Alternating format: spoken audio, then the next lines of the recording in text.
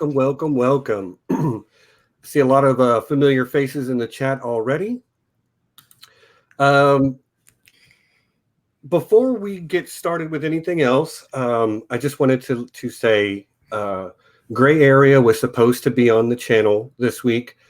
She unfortunately had a last minute conflict with work, which happens. And I believe she's a paramedic, so she's out there doing a really important job. And Gray, we send you all the best, and we'll have you on as soon as we can find a time that works for you.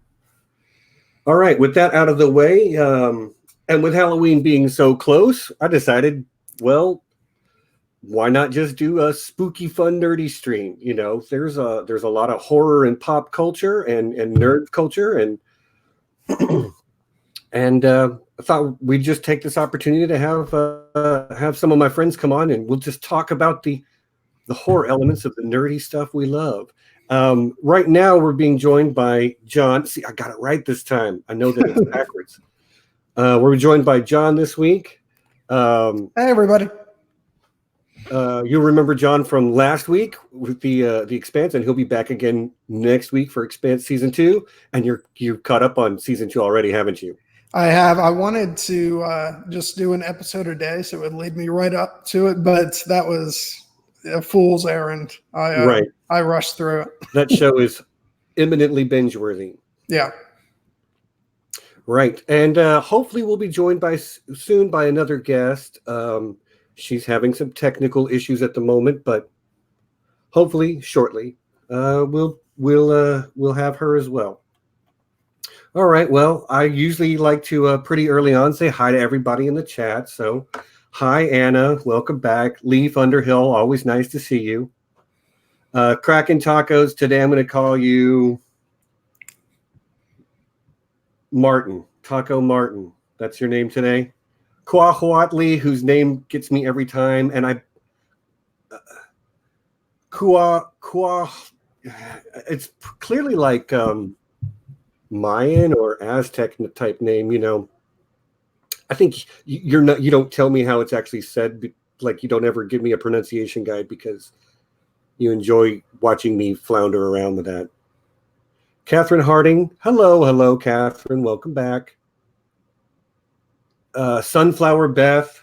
Always nice to see you. Kate Bertinsky. Melissa Schultz. Melissa and I were talking a little bit earlier today. Melissa, I'm going to pass that message along to my mother if you haven't done it already. The Disputed Lands. Amanda. Hi, Amanda. How you doing? Helen O'Grady. And Mom is in the chat. Hi, Mom. Wheezy Squeezebox. You'll let me know when it's time, I assume. Carla Way. Welcome back, Carla. Questing Beast. Nessie. Good friend. Ridiculous Ed Tollett. Emilio. At Stannis Arcanine. Emilio was one of the first guests I ever had on my channel. Need to have him back sometime. Maybe when I'm in a more tolerant of Stannis mood. For those of you that don't know, Emilio is one of the biggest Stannis stands out there. But all right, everybody, welcome to Halloween stream. I hope we have some fun. I'm going to keep a little bit closer eye on the chat than I normally get to when I'm doing And I Know That Nerd, just because we all have nerdy stuff that we love outside of like the Song of Ice and Fire that we all kind of met through. And I'd love to hear some of the things that you guys love about the nerdy horror stuff that you love. Oh, Mijicam, I haven't seen you in a minute. Shattered Jack, hello. Guys, it's like a literal who's who, especially, with Amanda here. Are you nervous, John?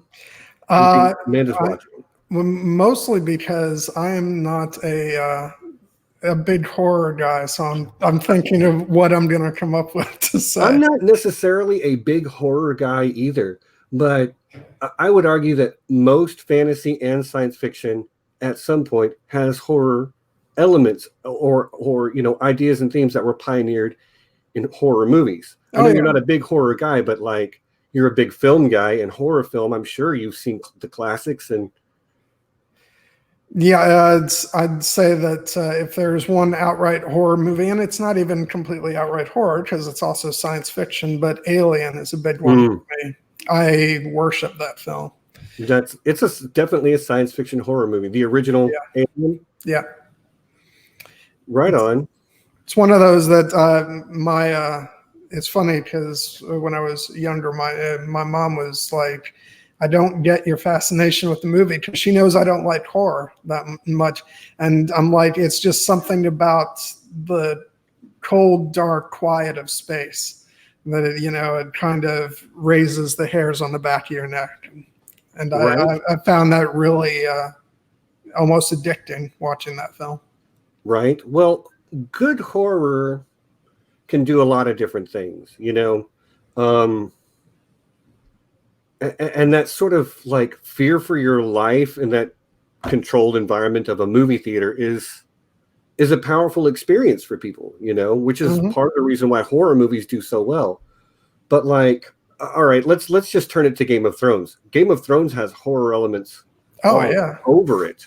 I mean, Hard Home is one big horror film. Yeah, it's a zombie apocalypse. Yeah. There's also there's some body horror. Especially in the books, you read about what happens to Theon. Dear God, that's terrifying. Oh, sorry, you froze up. Okay, I'm just saying it's terrifying what happens to Theon in the books. I mean, what happens to him on the show is pretty bad, but it's much worse in the books, and that's genuine horror. Well, yeah, it would have to be because in the books, I did not like Theon nearly as much as I did through Alfie Alli's performance on the show, and so the horror of what he goes through in the books would have had to be pretty strong for me to come around to his character in Dance with Dragons because it really is just terrifying. Yeah, and full spoilers for all written works and all spoiled chapters from Winds of Winter. Plug your ears if you haven't read the Forsaken chapter or don't want to be spoiled about what's in it. But that's quality, like eldritch horror writing there on George's part. I don't know if you've read that chapter, John. I don't think I have. I think the only thing with Theon that I've... No, it's not Theon. It's the Forsaken chapter. Oh, sorry. Okay. Which is an Ironborn-centric chapter. I'm not sure. Okay. Because I'm going to guess you haven't. And I'm going to tell you a while ago. I stopped reading the sample chapters a little while back. Okay. Because I want to forget everything that I did read from it by the time the book comes out. Fair enough. Fair enough.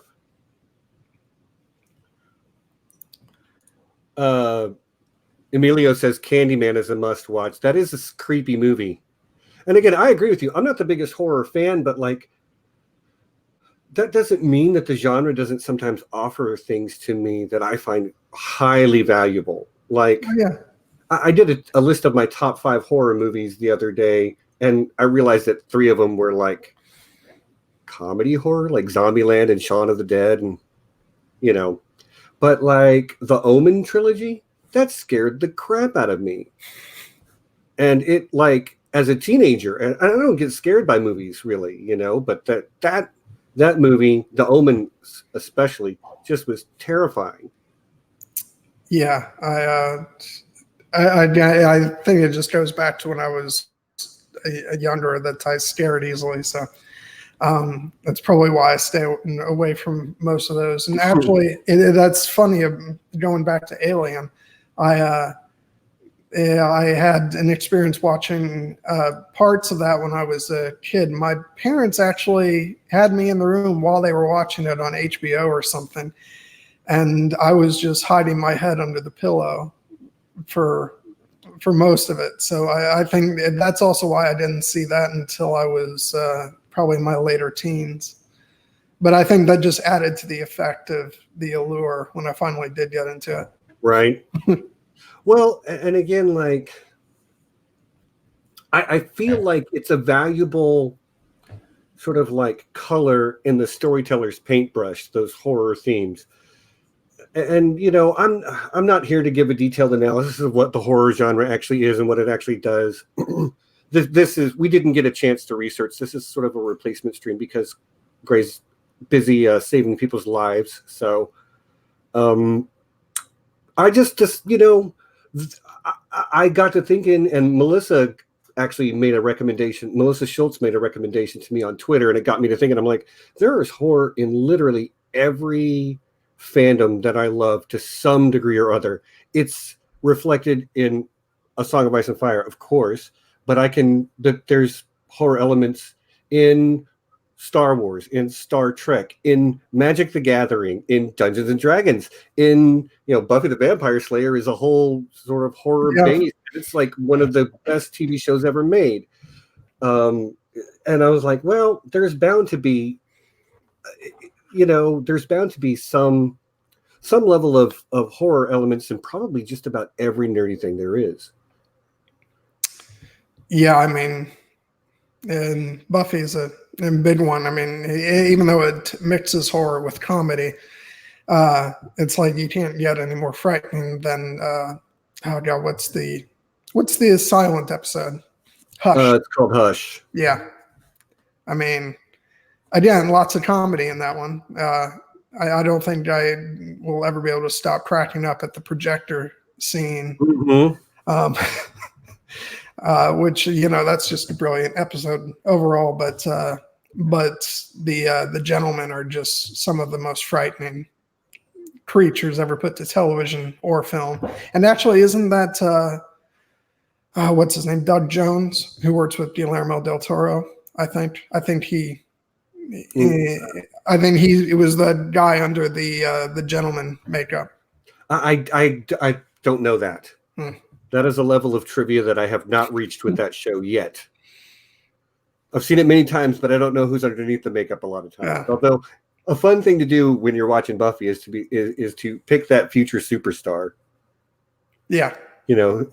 Jeremy Renner. Oh, there's Jeremy Renner. Oh, there's Pedro Pascal. Oh, there's Amy Adams. I know it's funny because when Pedro got hired for Game of Thrones, somebody mentioned Buffy. I'm like, he was on Buffy? I don't remember that. And then you go back and watch his episode, you'd never guess in a million years that that's the guy who will play Oberyn Martell. Yeah, because he's like some I don't know, overly intellectual. Oh, I forget what he's reading, but yeah. Yeah, it's been a while. So he's like kind of pompous about his intellectualism. Mm-hmm. Anyway, oh, hey, Bernie. Hi, Bernie. Hey, Bernie. Bernie might be on next week too for our Expanse stream. Fingers crossed. If we can get technology up to speed, it'll be a lot of fun. Because Bernie's a wild card.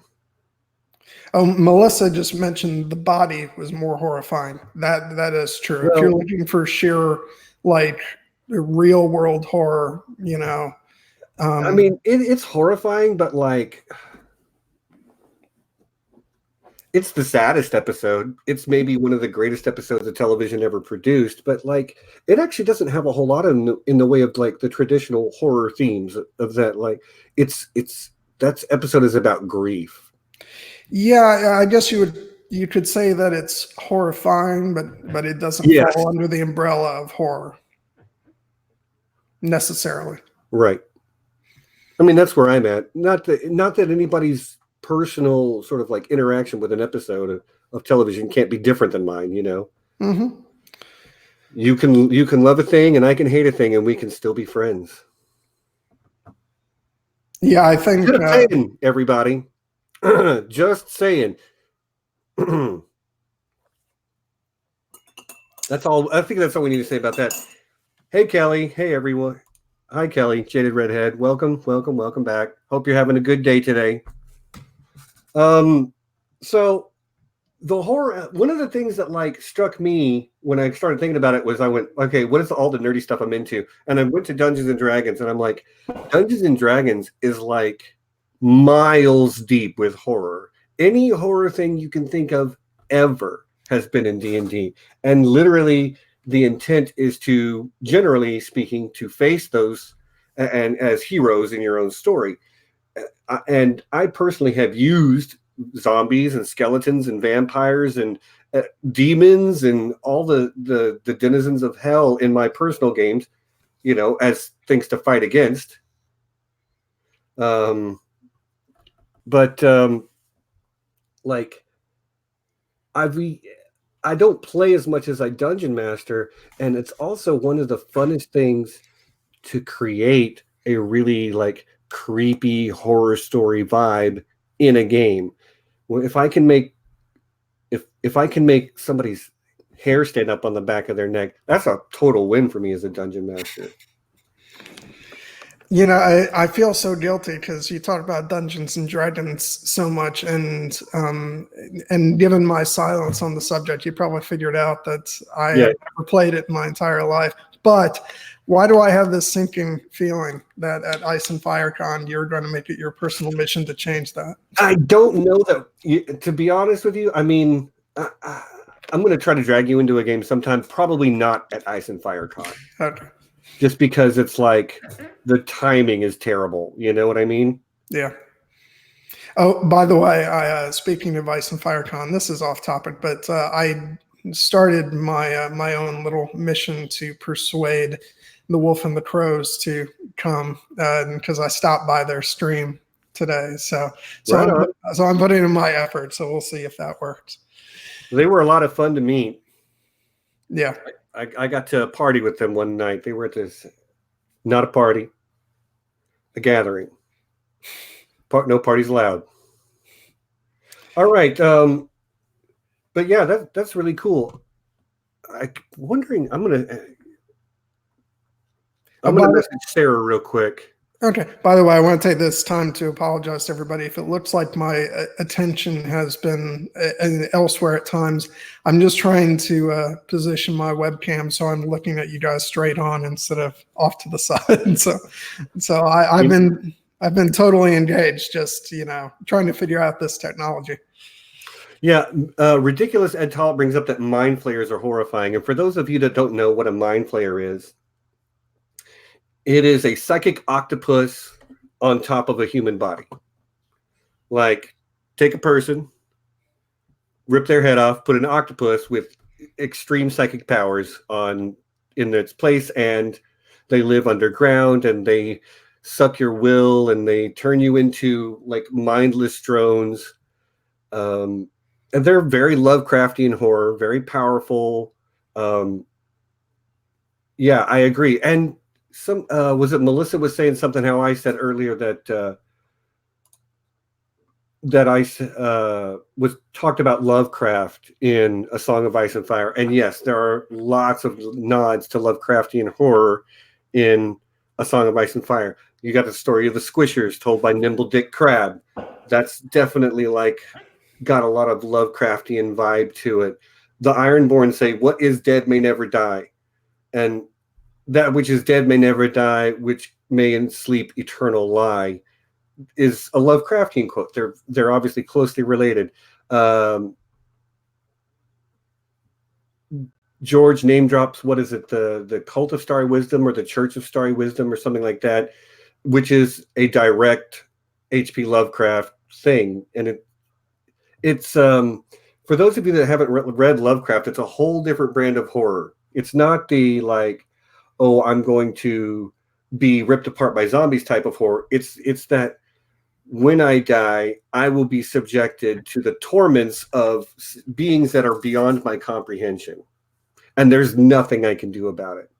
If you take Cthulhu and throw him into the sun, he will wait until the sun burns out, and then he will come get you. And you will spend the rest of eternity in eternal torment. And that's terrifying, It drives people mad just to look upon him. And George is an admitted fan of Lovecraft's writing. Now, your mileage may vary. And, real talk, H.P. Lovecraft is a known bigot and racist. And I don't support that type of worldview. But he wrote some books, some stories that were interesting. And they created a new, cosmic nihilism. Who just said that? Oh, Nessie. Yeah, cosmic nihilism. Like, nothing you can do matters and you're insignificant. And yes, Anna, the Mind Flayer is the main villain in Stranger Things. Although that is nothing like what a mind flayer is in Dungeons and Dragons. A mind flayer in D&D is literally like a human-sized body with an octopus for a head. So be that what it is, you know. But yes, they do reference the mind flayer, just like the Demogorgon is not Demogorgon. If a mind flayer fought Demogorgon, the Demogorgon would win in D&D. Just saying. So I'm going to throw it back to you for a minute, John. Oh boy. Yeah, I know, right? So what are the horror elements in Alien that are the most appealing to you? Well, like I said, I mean, it's more the sort of creepiness of space. I don't consider the alien itself to be the most frightening thing about the movie, especially, you know, and you could say that maybe that's the passage of time because now we can see, you know, the seams and older visual effects, you know. But to me, the most terrifying thing is that you've got these people who are trapped in this ship and outside is the cold vacuum of space. And it's just really quiet. And, you know, I find something incredibly chilling and disturbing about that. Right. And the beginning of the film, there's just so much silence. And even when they're all gathered around the table eating breakfast after they've woken up from their hibernation, all the voices are kind of talking over each other, and it doesn't create this feeling of normal conversation. It's quiet even when there's not quiet. And I just find that really freaky. Right. Yeah, space is, from want of a better word, terrifying. Yeah. There's nothing about it that doesn't want to kill you. You know, if the hard vacuum doesn't kill you, the radiation certainly will. Yeah, and then one of the other things that I love about that film in particular, which is that what I find really frightening is later in the film, the revelation with Ash as a cyborg or robot, whatever you want to call him. Because even though the people in the alien world may know that such things exist, as an audience member, we haven't been made privy to the fact that, you know, the company makes, you know, cyborgs, you know, for that purpose. So the first time we don't even know what's going on when the milk colored substance is dropping down his face. And then when his head comes off, we're like, what the hell? And so that's one of the most frightening sequences in the movie for me, because it's just this complete, you know, shock and 180 of, you know, something that we could not have been expecting. And so that's one of the most terrifying parts of the movie for me. And again, that's not directly related to the alien itself. It's this sort of, it's the quiet of space where, you know, there's nothing between you and this cold vacuum. And then B, you don't know if you can trust the people who are supposed to be your crewmates and the people who are supposed to have your back. And that's really scary. Yeah, I agree. Like, horror has horror is at its best is used as a metaphor for something else. You know, be that the zombie horde is the mindless consumerism. You know, as far as like, what is it? Night of the Living Dead. You know, in the mall, and you know, mindless hordes continuing to converge upon this monument to consumerism. So the zombie horde is meant to be an indictment of that, but it's a metaphor. You know, and it can be a metaphor for there's a lot of theory that the modern zombie archetype grew out of dehumanizing the Germans from World War II. You know, zombie Nazis, are a horror extension of what a like SS trooper might be. You know, Yeah. mindless, single-minded in its motivation to kill and destroy you. And you know, it's been used as a metaphor for culture. It's been used as a metaphor for sexuality, for class system, you know, which is why I think it continues to persist to this day, why people still love it and people still love the pure horror genre. Like, look at It. It made a boatload of money. Both It and It Chapter 2 made a lot of money. Mm-hmm. So people still hunger for it. Yeah. All right. Star Wars lore. Anna says Star Wars lore can get really creepy. You are correct. Especially if you get into like some of the Sith lore. That stuff is dark. Yeah, I recommend. Maybe might not scratch the itch for people looking for really frightening horror because it's arguably mostly for a younger audience. But if anybody watches the Clone Wars animated series, they get into a lot of the Sith, you know, sort of obsession with the dark arts and all these really freaky elements. And so, I mean, if you want to know some of the more frightening stuff the Sith were up to, then that's definitely a place to start. Mm-hmm. Okay. Oh. Do we have Sarah? I'm here. Okay. Hello. Hi, Sarah. You're not quite sent. There you are. How you doing, buddy? You guys are the most patient people on the planet. It took me so long to get in here. Thank you. Thank you for having me. No, nice to meet you, Sarah. Nice to meet you. You're John? Yep. John. Hi, John. Hi. How you doing? Good. How are you? Good. Good. So for those of you that don't know, that on the other side of John is Sarah Charles, who I met at Con of Thrones in 2018 in Dallas. I held your spot in line and you gave me a lemon cake.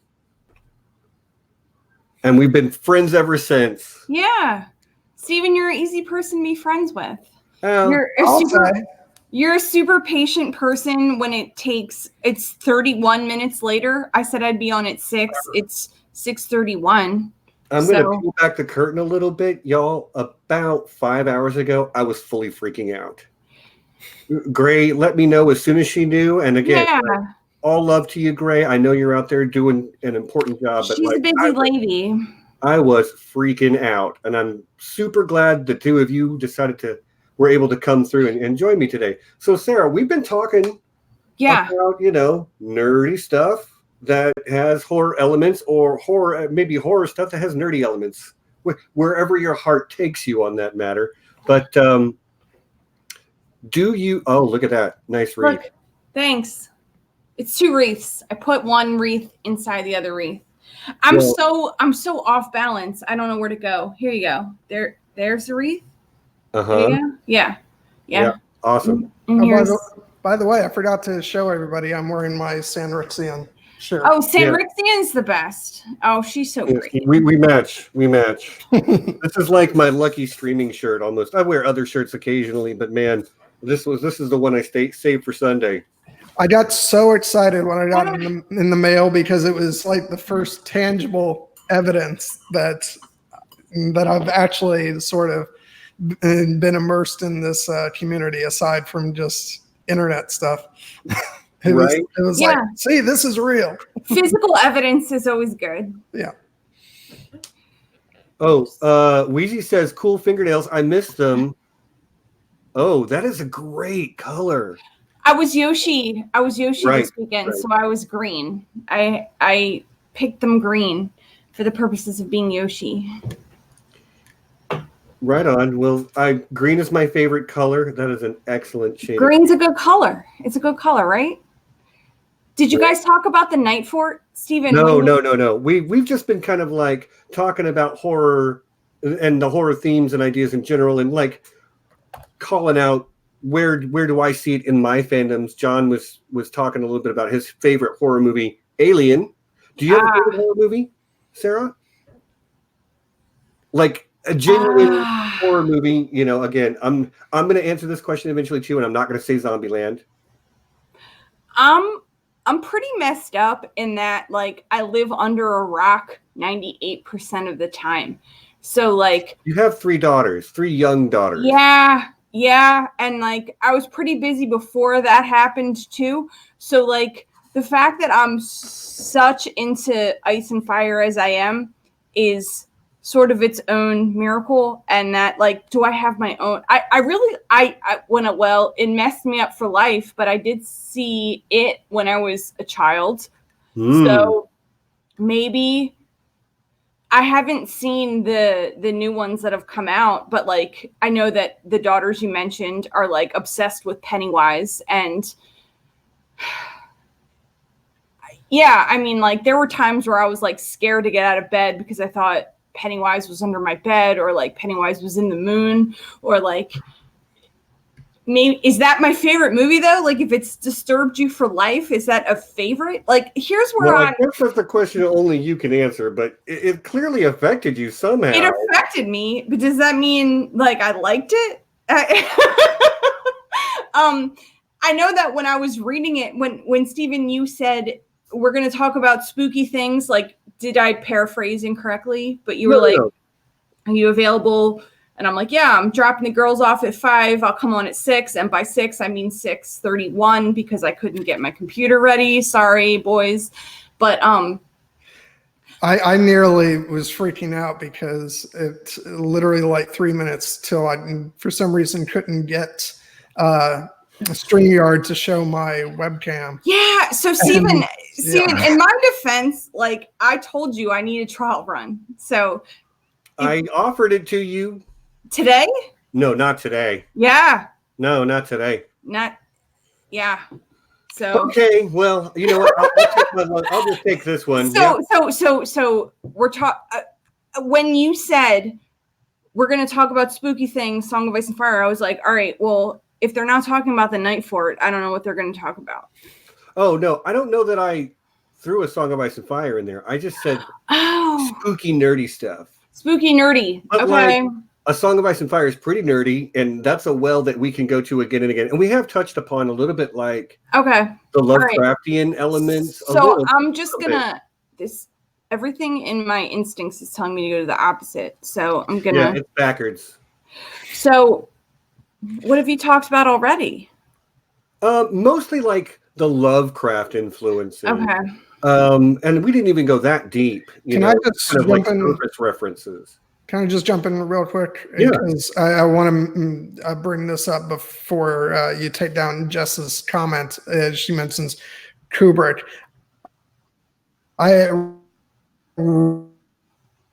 Oh, John, you're lagging out for me. Did he lag out for you too, Sarah? Yeah. Yes. Okay. Yes. John, I'm going to put you backstage. There's no. Yeah. Ooh. John, I'm going to put you backstage for a minute, and then I'll load you back in. I'm keeping my eye on you. Okay, so, yeah, but he was wanting to address Jess's comment about Kubrick. Yeah, I also love Kubrick. John, when you can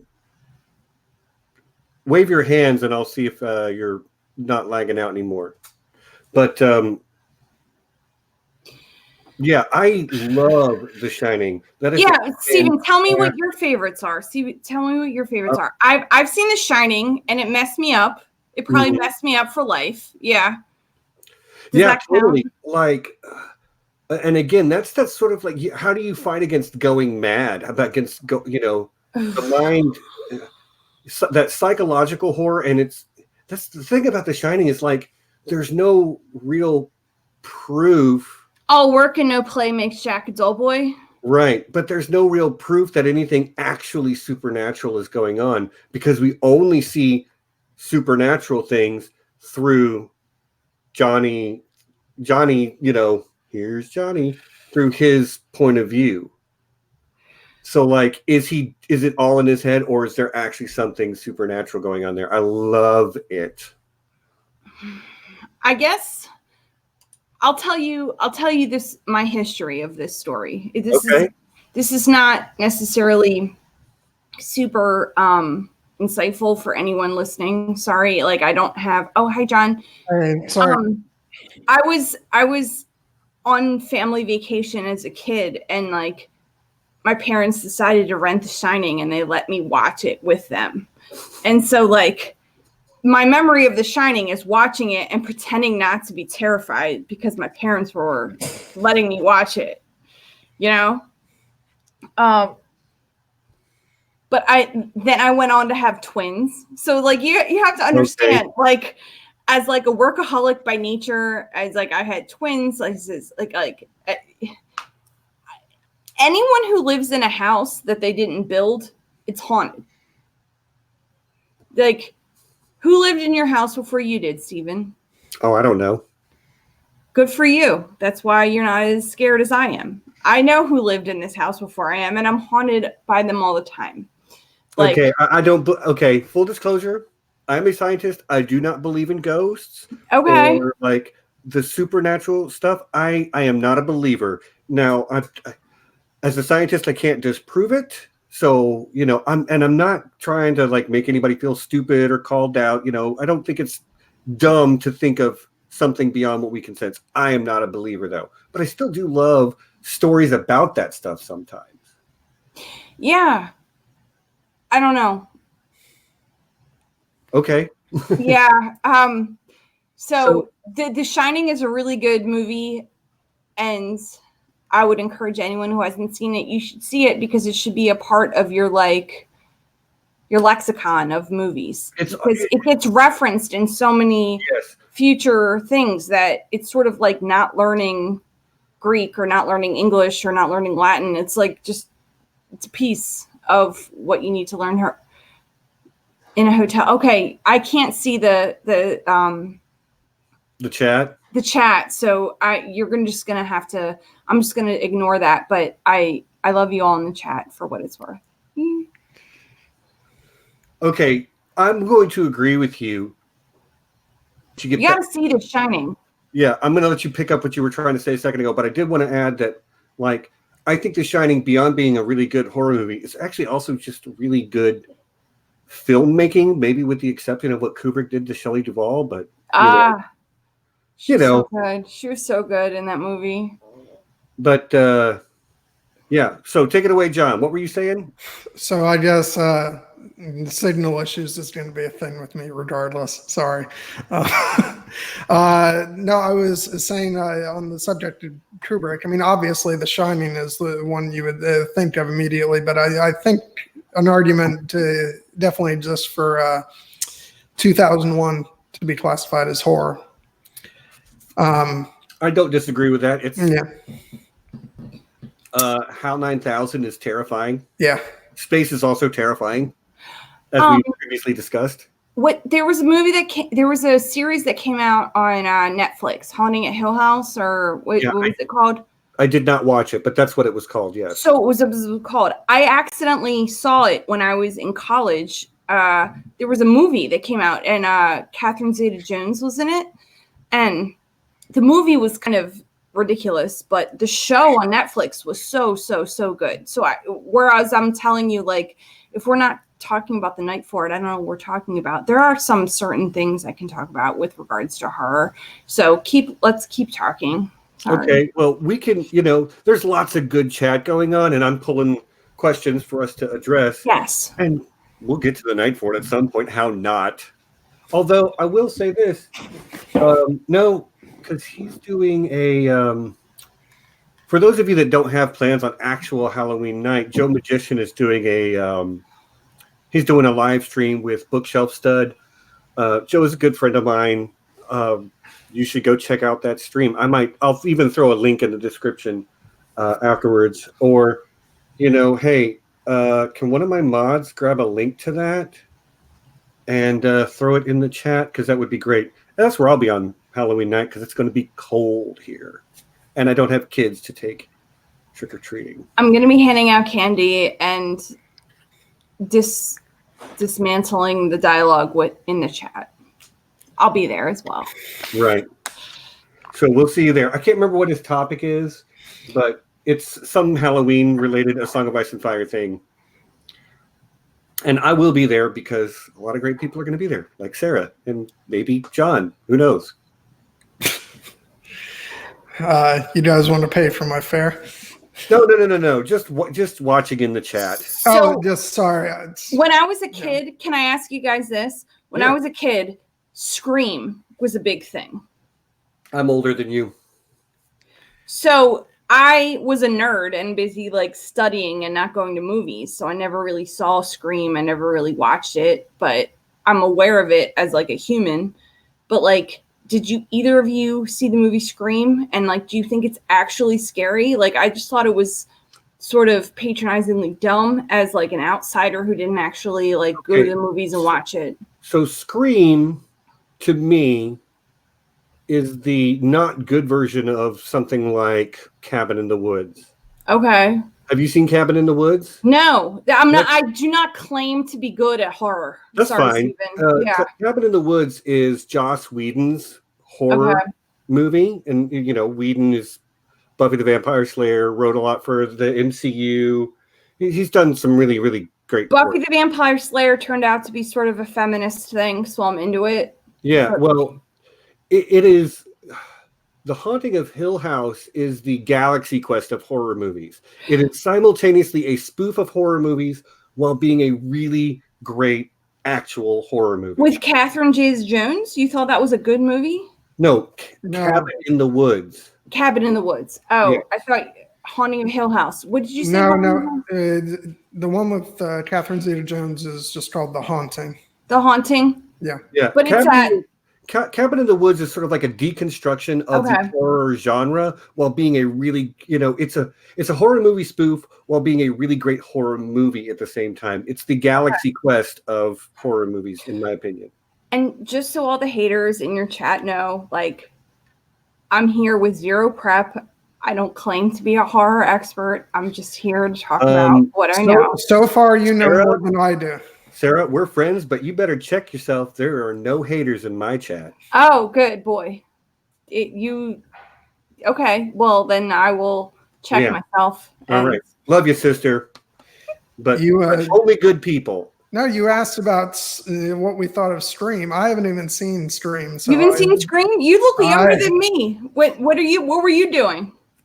Anything but watching horror movies. Steven and I were talking about this. I am not a big horror person. Apparently, I'm the biggest horror fan here, and I'm not really a horror fan, but that's okay. Cabin in the Woods is really excellent, although it doesn't have as much of Whedon's quippy dialogue. It is really smart, really well written. It's got a young Chris Hemsworth in it.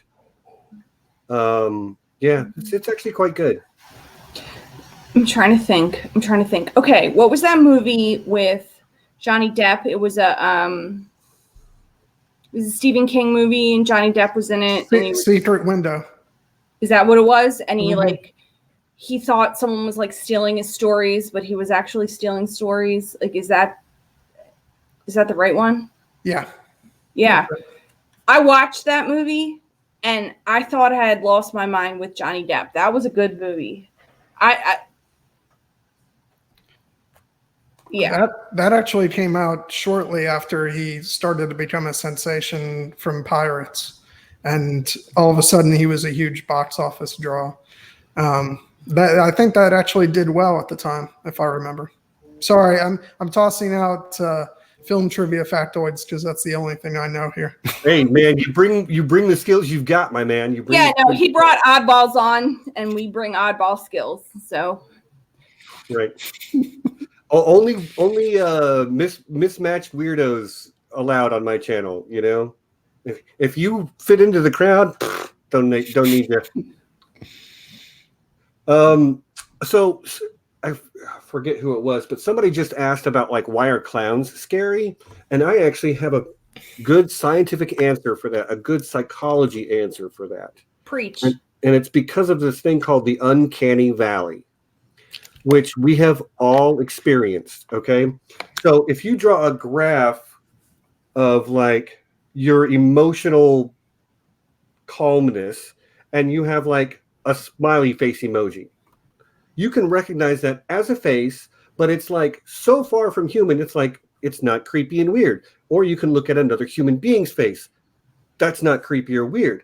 And a smiley face emoji can get more and more human-like gradually, and it won't bother you, and it won't bother you, and it won't bother you. But right before it becomes fully human-looking, it will become terrifying to look upon, which is why we're afraid of aliens and zombies and clowns. They are human, but not quite, and human brains are really, really good at identifying other humans. So that's why when you see creepy little weird elves or children of the forest, they're creepy looking. They're too similar, but not quite. They're too close to being human. Okay. But not close enough. And that is a sort of fight or flight response. And that might be why there are no other like hominins in the world today. Our desire to, you're not quite human. My instinct is to kill you. Anyway. Yeah, no, I mean, so that brings my mind to what was done with Gollum in the Lord of the Rings films. They made him more human-like than they originally designed. They decided at some point in the process to make him look more like Andy Serkis, the actor playing him, and the result ended up being quite, more humanizing in many ways, but also creepier. Yeah, because he was too close to human looking, but clearly not actually a human. Yeah. Like you can even see that happen like in that same movie when Bilbo gives Frodo the ring and then he wants to take it back for a second. His face changes, and that's the creepiest face, and it's a subtle change, but it's enough that you're like, that is not what a person is supposed to look like. I love that because it's a mixture of a lot of different techniques, because they actually had a model puppet of crazy Bilbo that they mixed in with the real actor, some computer effects, and then and that's one of those instances of using multiple kinds of special effects to make something really freaky. Right on. Yeah. Okay, so tell me about the Night Fort. Tell you about the Night Fort? Yeah, what about it? What's so creepy about the Night Fort? So I don't actually remember. This is what's your favorite Night Fort story? So I remember, here's what I'm going to tell you, is that I've read these books a million times, but not recently. So they've just sort of all they've just all sort of gelled together into one story, and it mixes in with the book, this show too. So sometimes I'm not even really sure what happened on the show versus the books. So you ready for me to start talking now? Go, baby, go. Okay. All right. So I know that Sam shows up there with Gilly, and it's scary and it's haunted. And didn't Bran and at all, like his squad, go in there and it was that's haunted? where he met Sam. Yeah. So like it was like there's somebody in the well, and like that's where they told the story of the rat cook, and that's where they have to like feed a baby and the mouth opens up and of the wall. Like that's some pretty supernatural shit that doesn't get a lot of can I curse here? But Go ahead. Yeah, that doesn't get a lot of attention in terms of like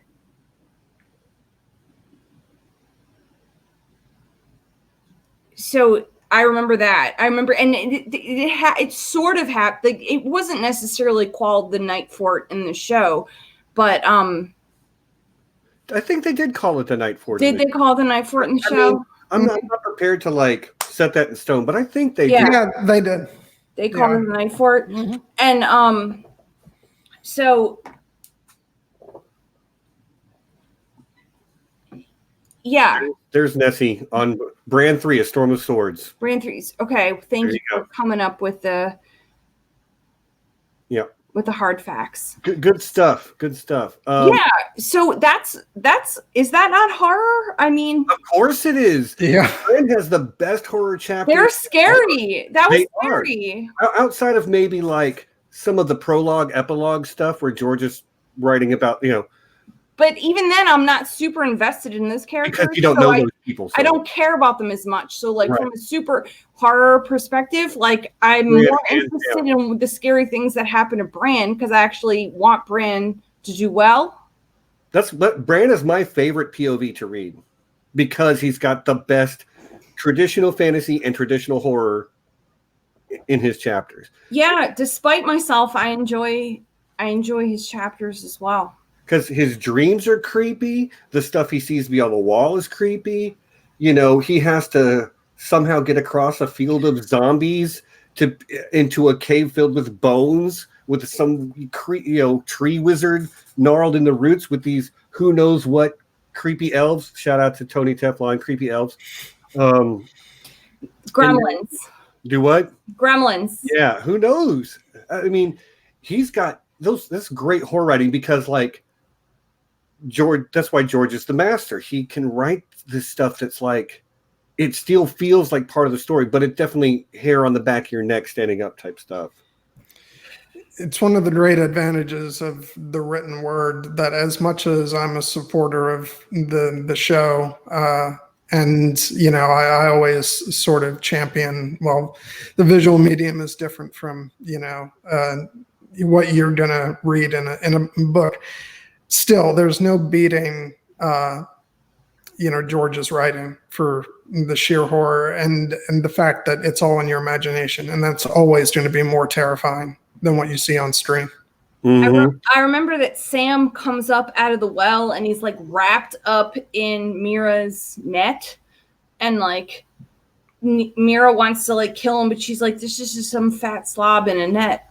And like I don't remember that in the show, but like I remember that from the book that like she's like, this is not a Man of the Night's Watch. This is just some fat slob in my net, like, and like I love Sam, I do, but yeah. The face changes. Okay. Oh, hi, Courtney. Hi, Courtney. Is that my girl Tanya? Are you Tanya? No, that's Sarah. Yeah. Sorry, love. And our other guest is John, who you're in a behind the scenes DM with group regarding the Expanse, because Courtney hopefully will be joining us for Expanse coverage soon as well. God, I cannot wait to talk about that, Stephen. Is there horror in the Expanse? Yes, absolutely. Yes. I mean, it's not a horror show, but it has horror elements for sure. The proto-molecule is sort of a good analog for like maybe White Walkers, maybe the Lovecraftian horror edge, because it's like so unknowable as to what it actually is. Although that's not a big element of season one, it's enough of an element of season one to get you hooked in, and it just keeps getting creepier. Did you guys watch Battlestar Galactica? I did. Mm-hmm. Yeah. So would you consider that horror? Especially with the sort of like it's an Invasion of the Body Snatchers parallel, with the who's the Cylon and who's not. Yeah, I mean, can I curse here? It's total mindfuck. Like you don't know who's. But see, you had the perfect excuse to not have to use a curse word there. You could have said mind frack. Mind frack. You're right. John, to the rescue. Right. You're right. I'm so sorry. It's all good. It's all good. Sarah, I know exactly who you are, and I invited you anyway. Okay. So, mind frack. But like, you get to know these characters, and the most pragmatic of them turn out to be like the others. And it kind of reminded me a lot of Lost. And I don't know if you would consider it a horror. Did you watch Lost? Was there a horror element to Lost? I think seasons of it. I did not. I think season one especially. There's quite a bit of horror because you don't know who the others are. They're this group that may or may not actually exist. I don't remember the others in season one versus season two, but I remember it being very much like maybe they're among us. And that's the same thing I thought about when I watched Battlestar Galactica. So, can I just say that retroactively my favorite line of the miniseries of Battlestar is when Colonel Ty says, "You know what this means? They could be anyone." It's Yeah. yeah, No they really kidding. Thanks could. for explaining that to the audience there, Colonel Ty. Well, no, it's because, spoiler alert, the show. His wife was the best, though. And- I enjoyed his wife so much. It's, It's been a long time since I've seen it. Oh, I need to go back. Well, he's a Cylon, right? Yeah, I do know that. Okay. Yeah. And his wife is a hot mess. Yes, the drunk lady. Yeah. I mean, he was a drunk too, though. I just recently watched God, which episode? I don't remember the name of the episode, but it's the one where they discover she's alive in season 1, and they all have the dinner, and she's playing footsies with Lee under the table. Lee Amidala. Yep. She's a riot. Love her. Yeah. But then you grow to love her, and I don't know, again, as someone who's a little bit naive to what is horror, what isn't horror, I remember watching Lost and feeling very scared. I remember watching Battlestar Galactica and feeling very scared. I don't know if those shows necessarily qualify as horror per se, but yeah, there was scariness. What are you laughing at, Steven? No, it was not. This is horrible, I am not going to relent on this one. No. I freaking love Lost, and I will stand by that. Yeah, I really liked it too. I watched a few seasons. I fell off. It happens. I'm not saying it's bad. I'm saying I stopped watching. And that's fine. We've covered this before. There's so many different things to be into that, you like what you like. It's fine. Steven, explain to me when you say, what is a Lovecraftian? Okay, so are you not really familiar with H.P. Lovecraft? I mean, I have heard his name. Okay. Isn't it the idea that the villain can invade you through other means? Okay, so Lovecraftian horror, and we did say this earlier, but you were having technical difficulties, and some people have probably joined the stream since then. Lovecraftian horror refers to the type of horror you experience when you realize how small you are and how insignificant and how pointless everything you do is. Cthulhu is Lovecraft's most famous creation, okay? And everybody's familiar with this giant green monster with an octopus head and wings, but that's only this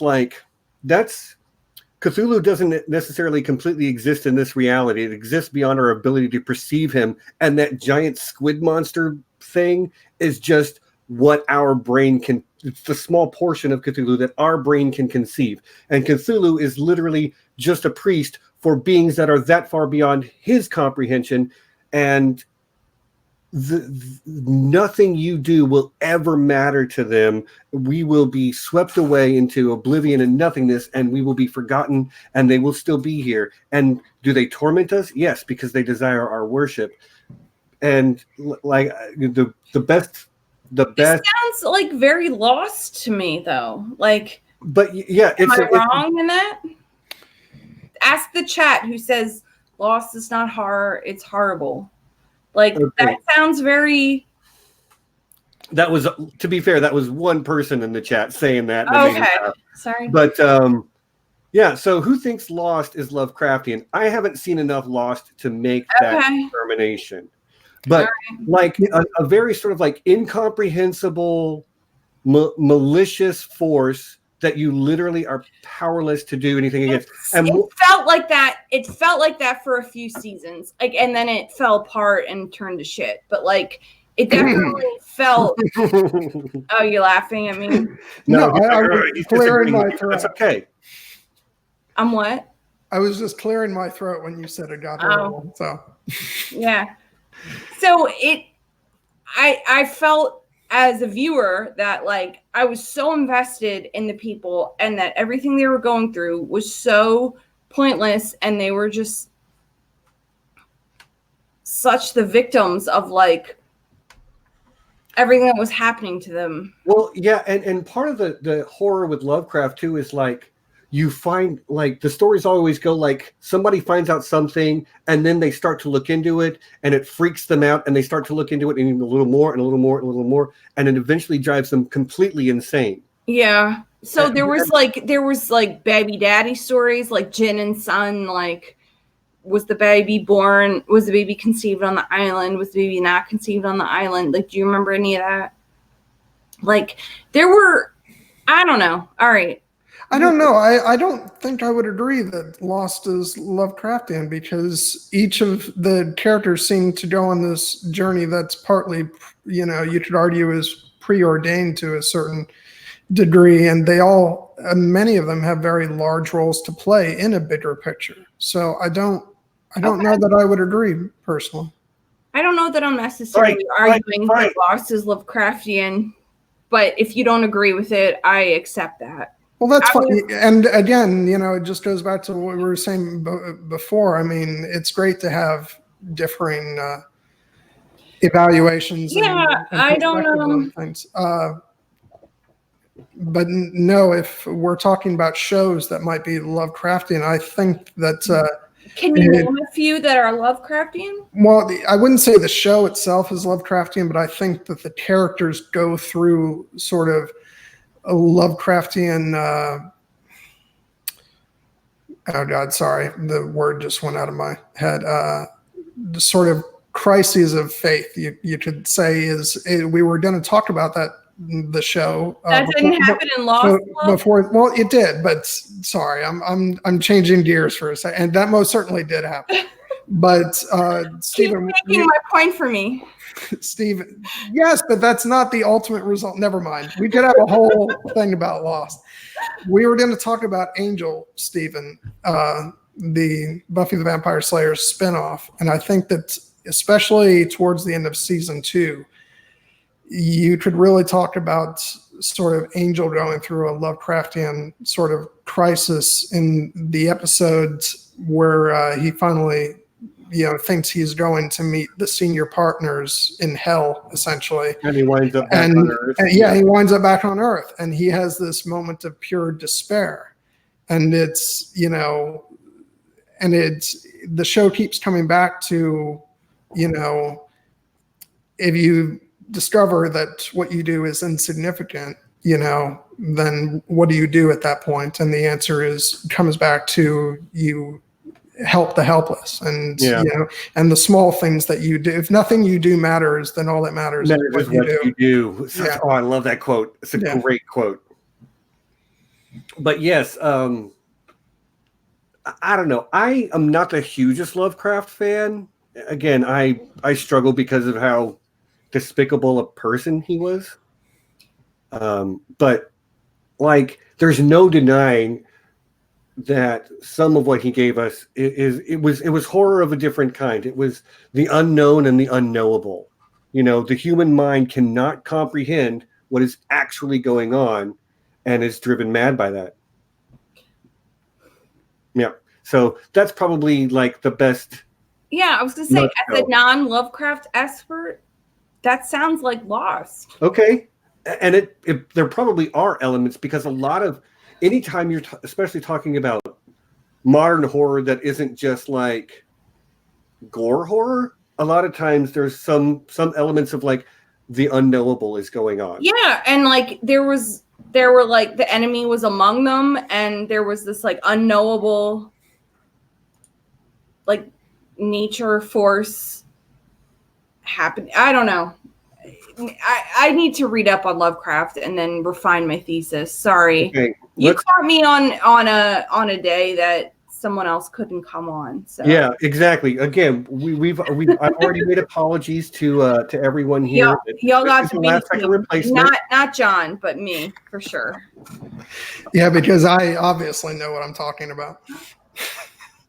Okay, well, guys, we've been going for a little over an hour now, and I need to make sure I do my appropriate thing. I'm terrible at advertising, so I always try to remember about halfway through to do the things I've got to do. First and foremost, I got to shout out to my patron, ridiculous Ed Tollett. Ed, you're the best, man. Sean, he's called Sean. but ridiculous Ed Tollett. He's a mod. He's usually poking around in the chat. He has to work on Sundays, but I think he's got me in his ear, or got us in his ear right now, probably. Hi, Ed. I'm going to make sure that you guys' links for Twitter are in the description after we finish the stream.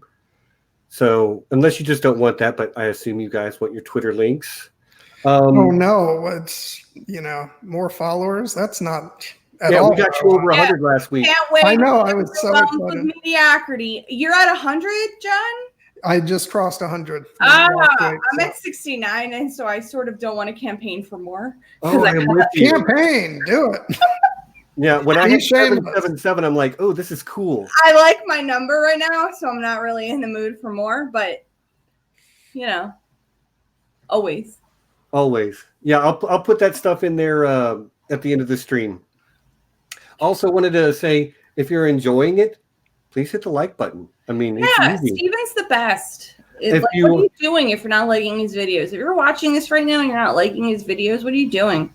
I don't need to advertise anymore. Look at that. I mean, you're my hype man from now on, Sarah. Yeah, I'll come after woman. I mean, let's okay, hype woman. I knew what you meant. Yeah. Also, my link to my Patreon is in the description. If you like what I'm doing and you want to throw me a couple of bucks a month, I wouldn't hate that. Steven's a good person. I'm going to be doing next month a Patreon giveaway again. So I'm not going to have anything at the end of October, but at the end of November, I am giving away a computer pad, mouse pad thing that is, I think, 24 inches by 16 inches. It's like a big, giant mouse pad thing with the House Stark logo on it. So, but that's only available to my patrons. So sign up to the Patreon and please take a shot. You have entirely too few patrons. You need more, Steven. And I will say this too, like, I'm not trying to twist anybody's arm. There is no content that I make that will ever be behind a paywall. So that will, everything I produce as video will always be available to everybody for free. But like, there's, the shout out thing and the do Patreon giveaways. And I might start doing private. Steven, if anyone was going to give somebody from the Song of Ice and Fire community money, it should be you. So there you have it. Campaign. Yeah. See, they both said it, so it must be true. Yeah. All right. Well, thanks, guys. I think that's the shout outs out of the way. Oh yeah, and subscribe. I've got more content coming up. We're doing a lot of the Expanse content coming up, and I also have everybody knows the I Know That Nerd. I Know That Nerd. Yeah, the I Know That Nerd series will continue in 2 weeks' time, where we have the one, the only Aziz from History of Webster. Oh my God! Yeah, great. It's big time. It's big time now, So, yeah. So we have that to look forward to. All right, let's get back to the spooky Halloween fun. Let's talk about Stephen King. Let's talk about Stephen King. I am not a king, but I will. You may address me as Your Majesty if you like. I do that anyway, though. Bag of Bones. Is that Bag of Bones? Was that a Stephen King book? I don't know. To be fair, Stephen King has written so much stuff. So many books. I've read a lot of Stephen King. I've read some Stephen King. Not a lot, but some. Here's why I appreciate him, because I think he's accessible. Because if I can read it, I consider it accessible. Like, I don't necessarily consider myself like a literary genius in any way. Like, I think if someone can write in a way that I am able to grasp it and be interested in it and continue reading it, that they're a good writer, because I don't think I'm super good at reading. So, did you need to go to that school for kids who can't read good and want to learn the school for kids who can't read good, and it's this big, how are they supposed to fit in the building? I'm glad you went there with me. I'm glad you know what I'm talking about. Too. Yeah, how are they supposed to get into this? What is that? What movie is that? Zoolander, yeah. The school kids who can't read good and want to learn to do other things good too. Yeah.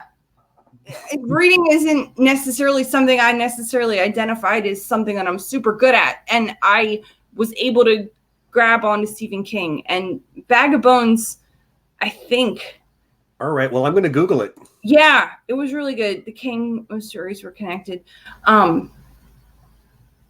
I remember, and like, I remember being like completely freaked out by both it, which was, you know, Pennywise is Stephen King, but also by reading Stephen King, like, I don't consider myself a horror expert, but like, Bag of Bones is a 1998 horror novel by American writer Stephen King. Yeah, it was that book was really good to me at the time. My favorite Stephen King he wrote something called Eyes of the Dragon, but that was a fantasy story, so I won't include it. But I think my favorite Stephen King is book or a movie. It's probably The Shining, even though it's not very close to the book. That's okay. But Firestarter. Firestarter. Oh yeah, Firestarter. I didn't watch the show. I didn't watch the movie, but I read the book. The movie was pretty good too. Scary. Yeah, little. What's that girl's name? Drew Barrymore. Yeah, baby Drew. Carrie. Carrie. I didn't like, and that's the thing. It's like, if you're gonna like watch The Shining, read The Shining, because it's a part of every pop culture thing. Like Carrie. Like there's a show, Dairy Girls. Have either of you seen Dairy Girls? No. It's a current show on Netflix, and they drop blood on someone because they were like, oh, they're gonna carry. Like it's such a pop culture reference that you're doing yourself. Well, it's Stephen King. He's probably the most prolific horror writer in history, certainly of the modern era. I don't necessarily.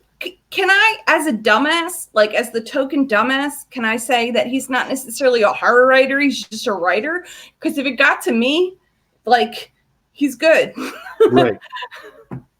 I'm not necessarily someone who seeks out horror per se. Like yeah. God, I feel like a deer in the headlights. I have not read any Stephen King. Yeah, well, I still haven't answered what my favorite Stephen King book is either, and I shouldn't have said that. I should have just let it pass. But what's your favorite Stephen King? Maximum Overdrive. I'm kidding. I'm not sure. Probably like, okay, is it a cop out to say Nightmares and Dreamscapes? Not to me. Because that's a bunch of short stories. Okay, I didn't know that. Yeah. You can just talk like I don't know anything. So just talk with a 30. Well, yes, it's Nightmares and Dreamscapes. Yeah, Nightmares and Dreamscapes. Which had a really great, like, the thing I remember best about that book was the story of basically Dracula flying his Cessna across the United States. It's creepy and weird because, like, he's flying into these small airports and then because they're so remote, private, little rural municipal type airports where only like a single engine propeller plane can fly out of. And he's eating people along the way. It's good stuff, man. Good stuff. Just wanted to mention, Anna says, Stephen King does more than just horror. Yes, he does. And that's why if I have to pick a adaptation, it's definitely got to be The Shawshank Redemption, which is one of my all-time favorite films. Although I think you can argue, even though it's not traditional horror elements, you could argue that Shawshank has horror in it. Yeah, all of his stories do, which is why I forget that both The Green Mile and Stand By Me are Stephen King stories. Mm-hmm. Green Mile was so good, super messed up in that. I believe, yeah. I didn't read it, but I saw it in the movie theater. Yeah. So that makes it extra. It does make it extra. Well, we're getting some love for Dean Koontz, which I am, not as familiar, but people are talking about it in the chat at least. But yeah, like Stand By Me came out at a time when I was nearly the age of the kids in Stand By Me, like basically Will Wheaton's age, and he was kind of the lead in that movie. And it's scary in a multitude of ways for a 12-year-old. You know, there's the adventurous side of it, but like seeing a dead person and standing up to the bully and, you know, running from the train and jumping out the tracks, all of these things are like horror elements that Stephen King puts in all his stories, even though I would, you know, of course, Stand By Me is really a story about friendship way more than it is a horror story. It's just what Stephen King does. Have you seen the new Pennywise movies, and how do they compare to it? No, I have not. When I was a kid, we did a sleepover, and the scary movie that I pretended to not be scared of was it. And so, like, now that this movie's in the theater and this movie's on TV, and it's I try not to like care too much about it, but it's impossible to ignore. Or is it similar? Is it different? What's happening? Maybe your chat knows if neither of you do. So maybe the chat can answer that about the modern It tellings, because full disclosure, I haven't seen it. Yeah, shocker, I haven't either. So. I've seen the Tim Curry one, barely remember it. Although my favorite Tim Curry horror role is Dr. Frankenfurter. Is anybody familiar with that movie? No? No, I certainly know. Man. Okay. Ooh, Sorry, crickets. Crickets. Let me just soak that up for a second. But that doesn't mean anything, Stephen. I am so not a horror your person, audience, so. dude. It's the Rocky Horror Picture Show. Oh, the Rocky. I know the Rocky Horror Picture Show. Yeah, I know of it. Oh man, I know love that movie. I love the music. I can basically. Okay, Jess got it. Thank you, Jess. I don't think you could have asked for worse guests for horror. Yeah, we're not. But we're here. You didn't ask for worse. Yes, you're here, but like. You could have asked for people who didn't show up. Yeah, that's all right. That's all right. I love you guys for being here, but man, Rocky Horror Picture Show, like I know pretty much all the music from that show and can yell at the screen all the crazy stuff that people say. No, I just know that there was a movie theater by my house, and that like every Saturday night, like people would get dressed up and go to it because they played Rocky Horror Picture Show every Saturday night. I wonder. But I wasn't old enough to go. I wasn't like, it was just a generational. Yeah. Mess. Yeah. I mean, it's really like from before my time, if you were getting super technical. Yeah. I came across it in high school and I'm a fan. It's funny. It's not really horror. You know, it's actually a musical sex comedy, but it's got some light horror elements. Dr. Frankenfurter is Tim Curry in drag. It's really good. Tim Curry does really great stuff. I mean, I'm a huge Tim Curry fan. I love him in pretty much everything. The devil in Legend too, and that was scary makeup. That was some excellent makeup. I'm not as in love with the film as some people are, but he was amazing in that. I mean, there's just no debate. Yep. I agree. I think he did fantastic. He's so creepy looking and he carries that character so well. So like, again, that's Legend, a fantasy story, but with definite huge horror elements. And there's a lot of horror and fantasy. Just going back to talking about Stephen King for a while, one of my favorite anecdotes is that he was apparently at a showing of Pan's Labyrinth, which is the Guillermo del Toro film. Fantastic movie. And apparently Del Toro was so excited because Stephen King got scared during the screening of the movie, during the scene with the pale man. with the eyes in his hands that he puts over his face. So good. I Ugh. love it. Making my skin crawl just a little bit. Do you know the movie? Do you know that movie? Pan's Labyrinth. Oh, it's fantastic. I love it. One of those that's like, okay, if you're going to put it in a genre, you put it probably in the horror genre, but it's a masterpiece of filmmaking. It's Guillermo del Toro. Like, I think it's probably my favorite Del Toro movie. Yeah, it is mine as well. It's because it's also got a lot of like, it's fairy tale at the same time as being horror, as well as being set in a quasi-modern time period in the middle of a war zone. It's so good. Yeah, it's a mixture of so many different genres. I don't think you could really pin it down, just because it's part historical, war drama, part fantasy, part horror, and fairy tale. It's really good. At the time when it came out, I remember saying that it was the most impactful movie to me since Fellowship of the Ring, which anybody who knows how big of a Lord of the Rings fan I am, they know what that means. So,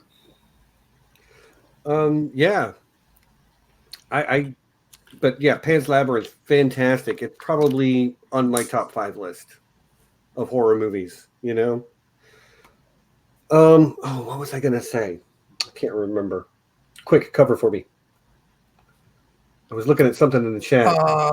The Night Fort. Go ahead.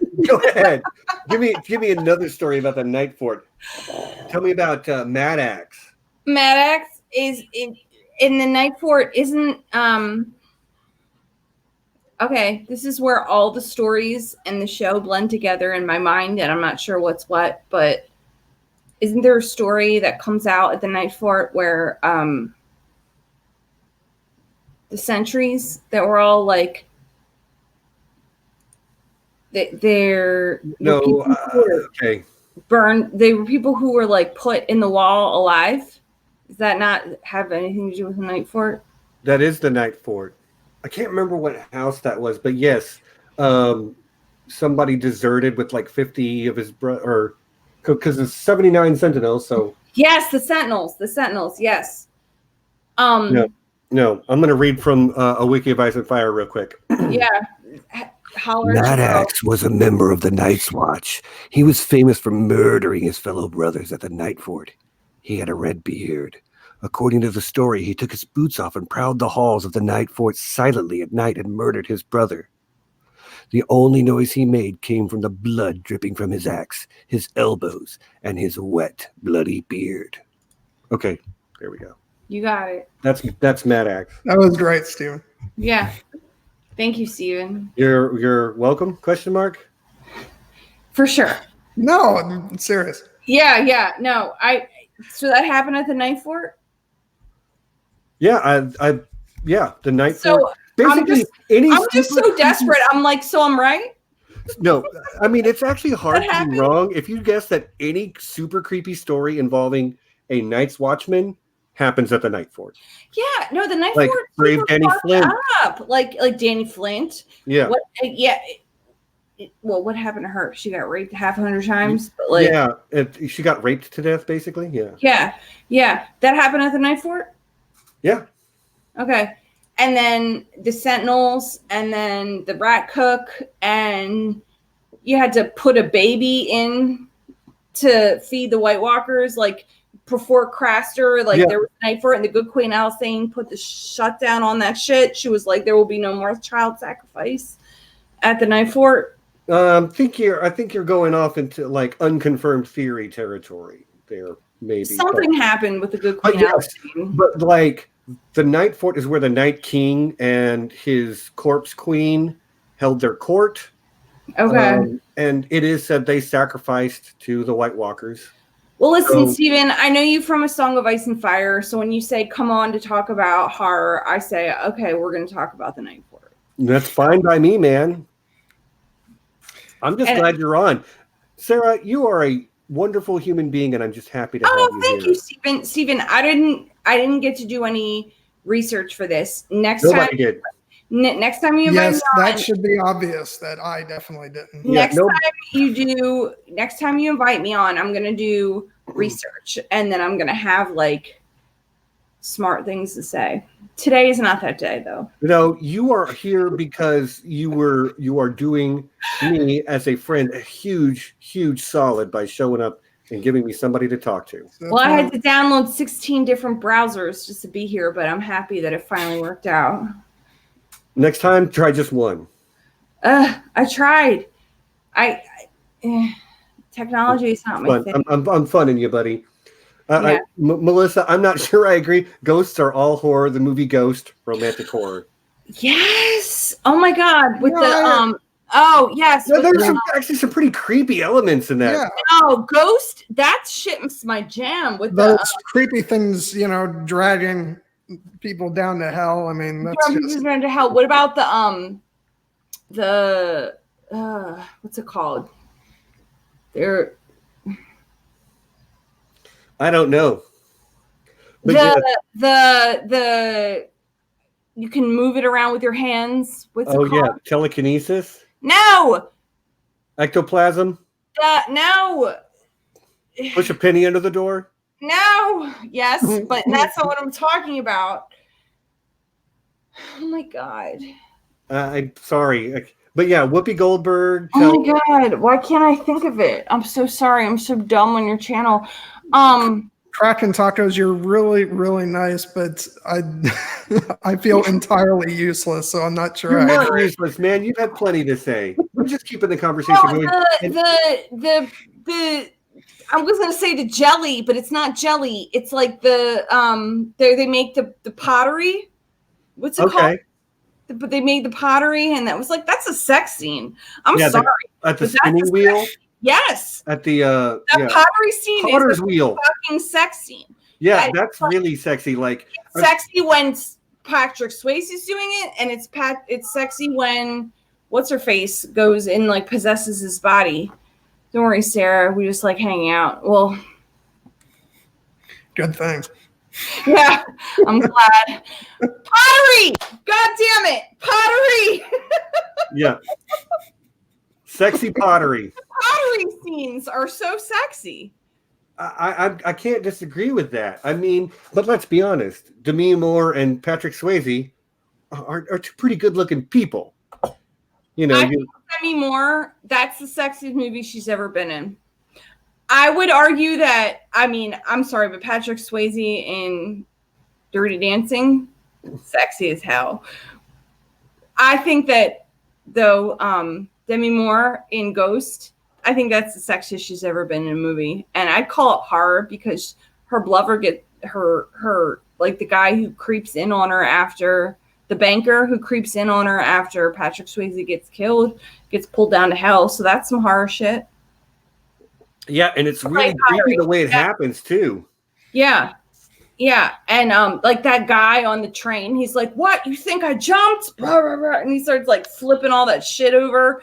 And that's a good movie. That's a good movie. Okay. Vincent Schiavelli. I love him. Yes. He has I don't know if you guys not Asperger's, he has Marfan syndrome, I think. He has Marfan syndrome. Look it up. Okay. And one of my favorite films is Amadeus, and he steals like the first 2 minutes of that movie. He's never in it. Amadeus? Yeah, the very beginning, he's one of the servants who knocks on Salieri's door, and he's not in the rest of the movie, but you never forget him. Okay. I did, but Oh, I loved Amadeus and Salieri, and I love that movie. So Amadeus is one of my 3 rotating favorite films of all time. Yeah. I'm trying to think if there's another like horror mention. I got to make sure I get in. Yeah, I haven't seen that many, so. Okay, I said Zombieland a couple of times. For those of you that aren't aware, I just recently rewatched it, and I went, "Oh yeah, that's right. That's why I keep saying this is my favorite horror movie." I love Zombieland. Now, full disclosure, I really love Woody Harrelson. I really love Emma Stone.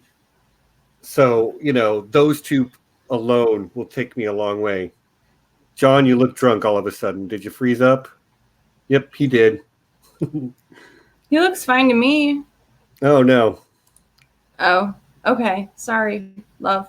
Well, we'll see if we get him back. But I've never seen Zombieland. love that movie. I'm sorry. Well, that's fine. But for the chat, I will say that it's like, yes, it's primarily a comedy, but like it has real horror elements to it. It's actually a really great zombie movie. I don't want to give things too much away for those that maybe might go ahead and watch it, but I do love me some Zombieland.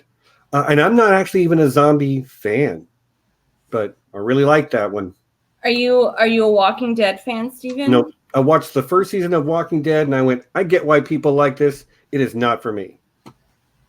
So it is what it is. Okay. So yeah, we apparently sacrificed John to our eldritch god. So is that a Lovecraftian reference? It is. It is. Me too, Melissa. I'm also looking forward to seeing Zombieland 2. Double tap. So do you feel, if you're a zombie fan, how do you feel that the White Walkers and the Whites and the Army of the Dead match up to what? To zombie is such a broad word. I know it is. It's like, a Walking Dead person. Sometimes, but not always. As like the definition of what is and what isn't a zombie can vary from person to person. Like a zombie can be, if you look at Night of the Living Dead, zombies were stupid, slow moving, shambling with their arms out in front of them, and they were, okay, I see you, John. And they were like completely mindless. Like, I don't even know that they could open a door. They just sort of shambled, but there were just so many of them. There's so many of them. They're like ants. They overpower you. And that's what made them so terrifying. And then there came a movie called 28 Days Later.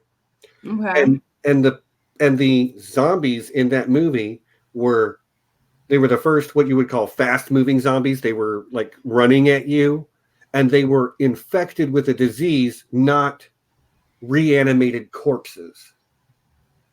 But people still will say that they're zombies because they are sort of like mindless, driven to come bite you, and can turn you into a zombie or turn you into whatever they are. And so like, and I think that's why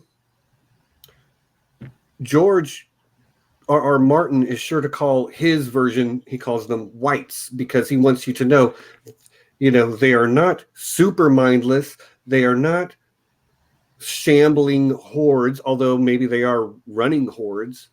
They don't eat brains.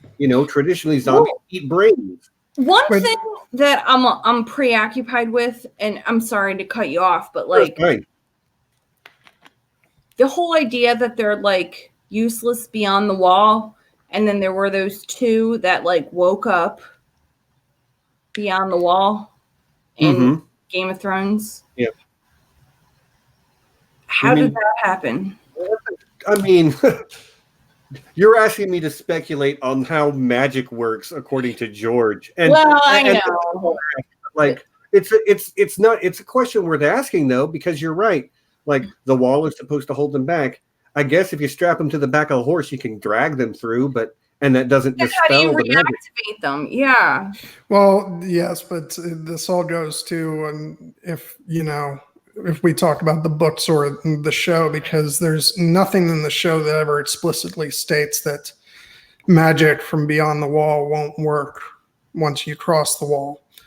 So if a similar sequence of events happens in the books, George will have to explain that. But I don't think that's necessarily the case. That literally has happened in the books. Yeah, they bring.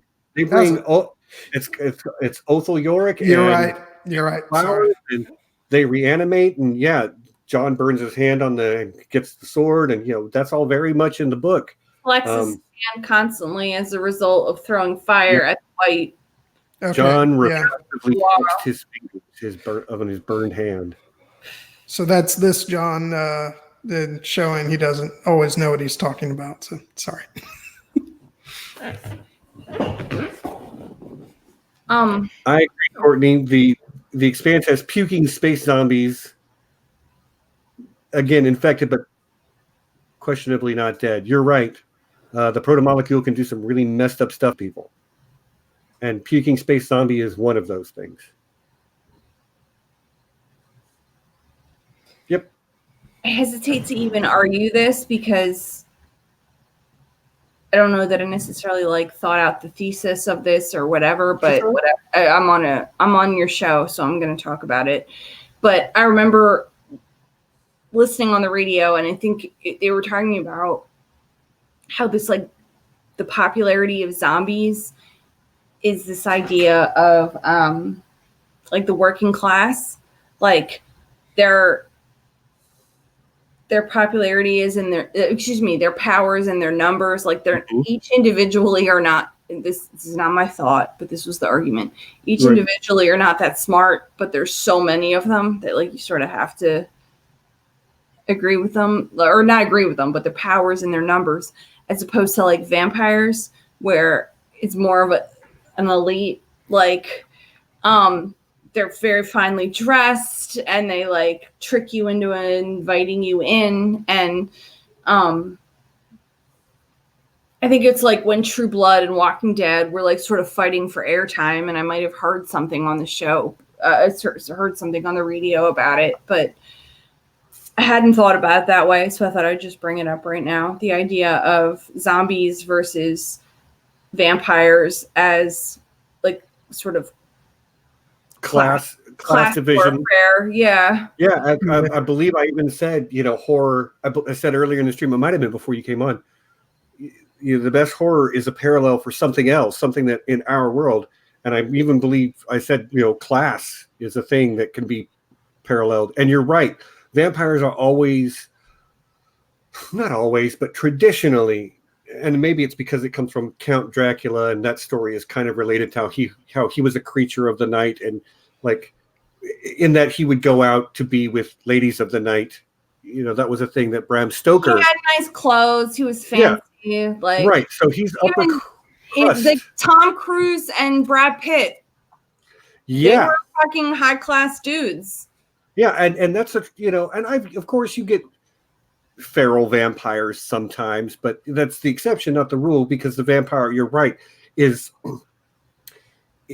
the high class living dead. They have culture, they have thought, they have art, they have whatever, and they're you're right. They're predatory in like a very specific way. But the unwashed masses are like zombies, again, weak individually, but so many of them that if they are doing the thing together, like they're sort of like, they look like slabs, but 100,000 of them will fuck you up. Excuse my language. Well, they even tackled class division in the Underworld films, because you have the vampires who were like the aristocracy.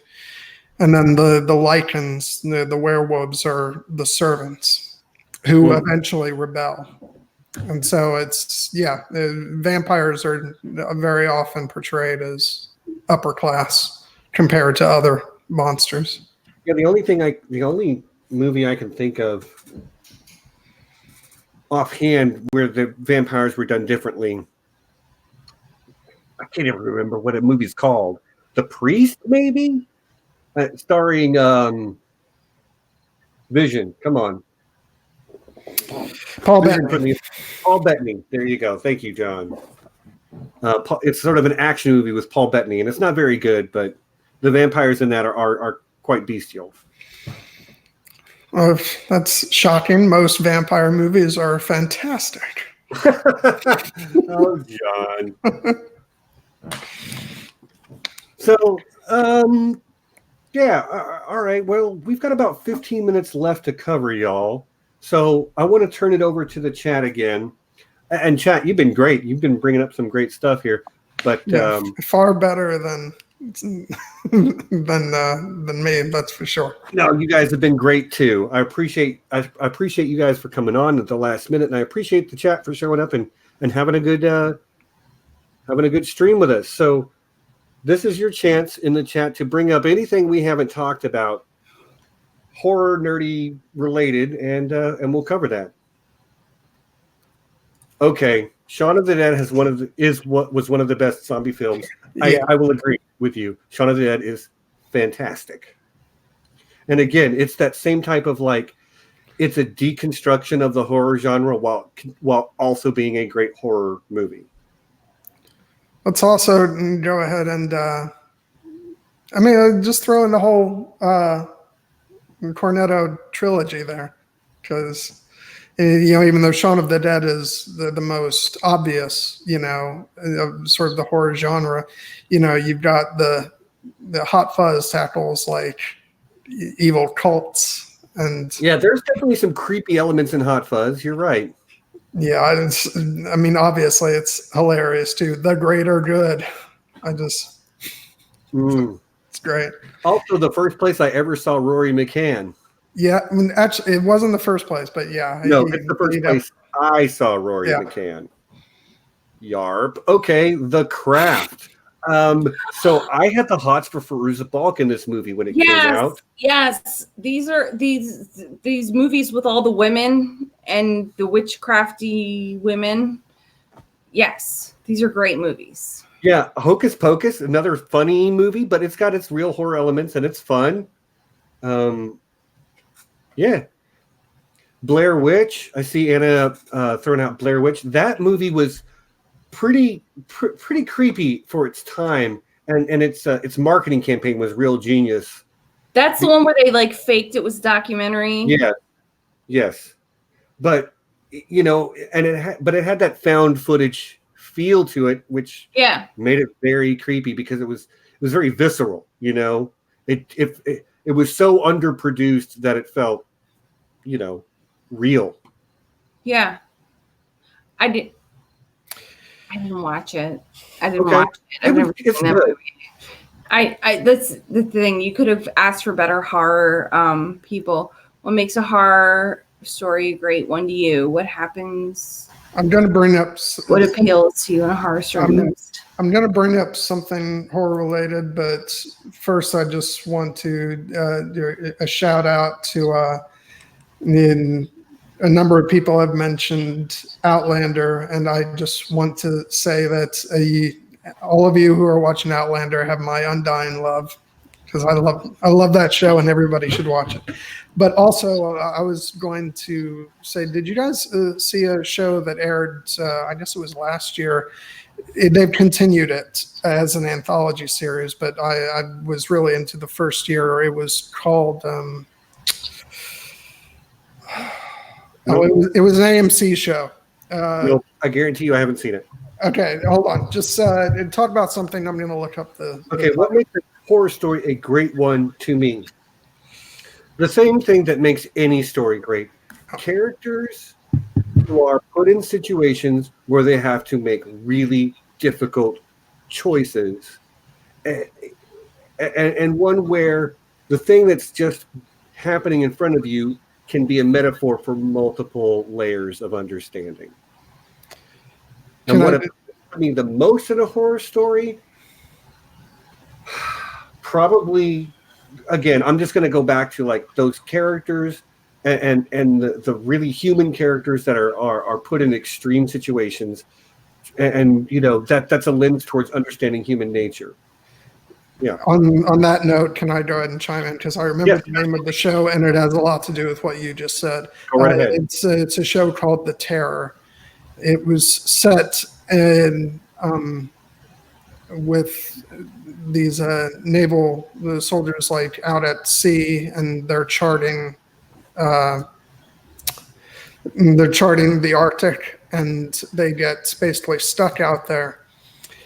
And, the overarching horror element is that there's a creature out in the ice that, comes toward the ship and hunts them. But what it's really about is all these men who begin to sort of turn against each other. And there's a lot of sort of psychological horror involved. And it had Kieran Hines, who played Mance Rayder. and Tobias Menzies, who played Ed Muir, and Jared Harris, who we love from Mad Men. from The Expanse and Mad Men.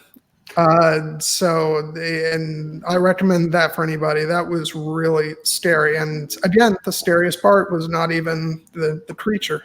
It's these, men being brought to the brink of madness. Let me ask you this: how many tentacles did said creature possess? None. It's actually. Oh man, that's weak. If your monster doesn't have tentacles, I am not scared. Well, I just said it wasn't the scariest part of it. So there you go. But I know they continued it as an anthology, but I really loved the setting and the setup for that first season. So if anybody's into horror, I definitely recommend that. Right on. That actually sounds good. And Melissa Schultz brings up a good point. Sounds like Lord of the Flies, which, I didn't think about Lord of the Flies, but that is clearly a horror story. Yeah. I haven't read it since high school. But So how is that different from Lost? We're back. Get him. It's not, but you have to factor in how Lost eventually ends. Yes, you can talk about how... I can talk about the first however many seasons as they were sort of horror. But you're right. I know how it ended. I was there. Trust me, I'm going to need more than just a portion of this discussion to talk about Lost. So yeah. All right. Steven, book us. Okay. I'll do my research and I'll be so ready to fight on this. Right on. And why do we have to fight? Why does there have to be conflict? No, because that'll be the fun. Format. That's the format. I'm the referee. It'll be fun. And we'll probably end up agreeing and hugging and kissing, but it'll be fine. I'm going to get jealous. Not telling you of who, but you guys start smooching. I'm getting jealous of one of you. All right. I can just spend the... You know what? And I was just about to argue a point, but then I saw it's your mom, and I will not argue with your mom. Oh, she can say whatever she wants about anything. You're darn right she Lost can. ends, but I know. But there was a time where I used to have anxiety dreams about Lost, and to me, when I'm not a Lovecraft expert in any way. Like, any Lovecraft expert could laugh in my face, and I'd be like, "You deserve that. It's fine." But I do feel like the early seasons of Lost were very the threat is in the DNA of the land, right? And to me, that's my understanding of Lovecraft. So. Just as formal debate. No, see, I'm not good at debates. I'm good at gushing about the things I love, but I'll crack under pressure. Well, it sounds like a pretty one-sided. I'm a total softie, so I think we should fight. Totally. Sarah, don't lie to this man. This is going to be permanently. This is permanent in record. No, but I mean, Steven, I wouldn't be. I'm not mean, John. I'm not mean. You guys. Okay. Oh, that's so Lord of the Flies. Saying Lord of the Flies. I'm like, you can't talk about Lord of the Flies and not talk about Lost. Go on. This is true. Yeah, you're right. And Lord of the Flies definitely has horror elements, especially when it comes to the pig head talking to the kid. He's clearly losing his mind.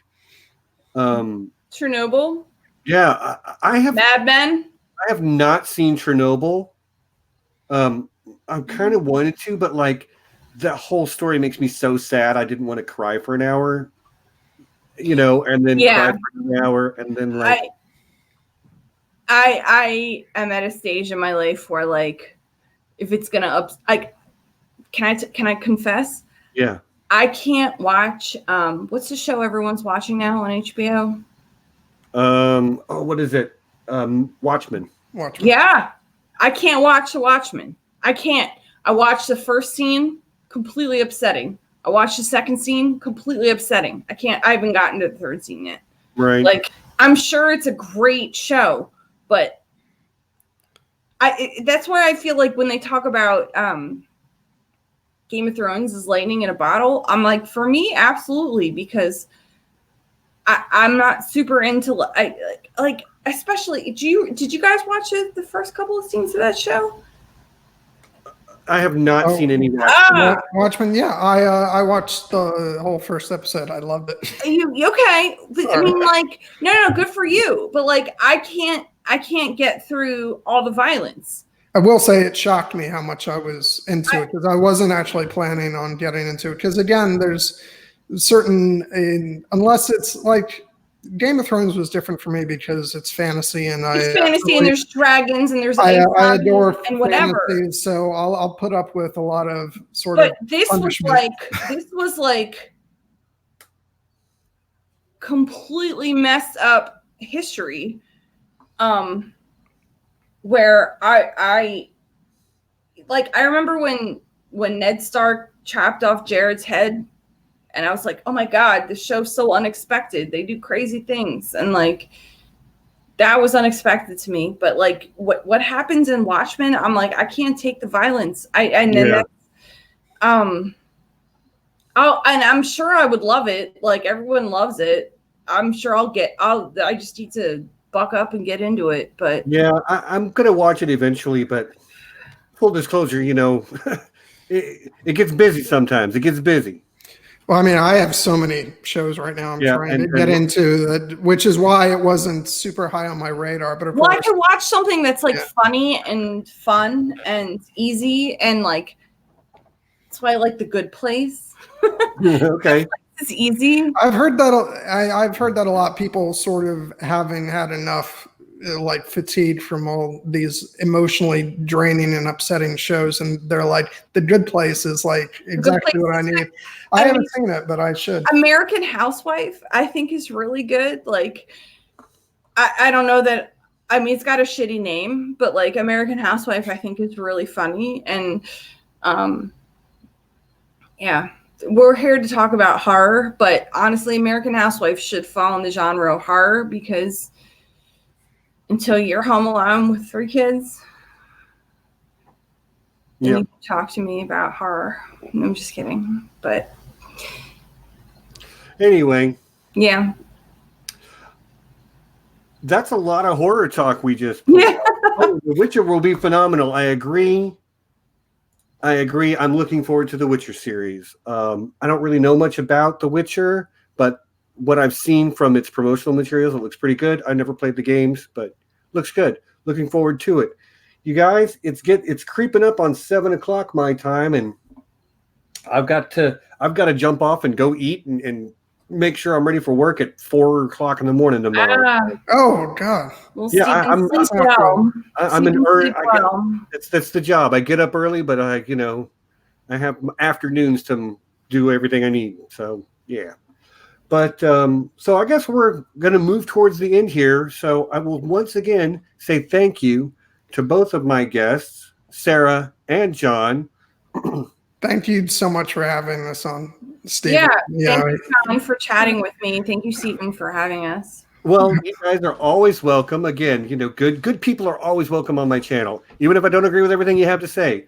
The best conversations I've ever had were people I didn't agree with 100%, because they. The free exchange of ideas leads to new perspectives, leads to enlightenment. So there you go. We can disagree, and we can both be better people for it. Agreed. So once again, thanks for coming on. Everybody who showed up in the chat, thanks so much for coming by and having a fun Halloween stream with us. We will be back in next week on Sunday.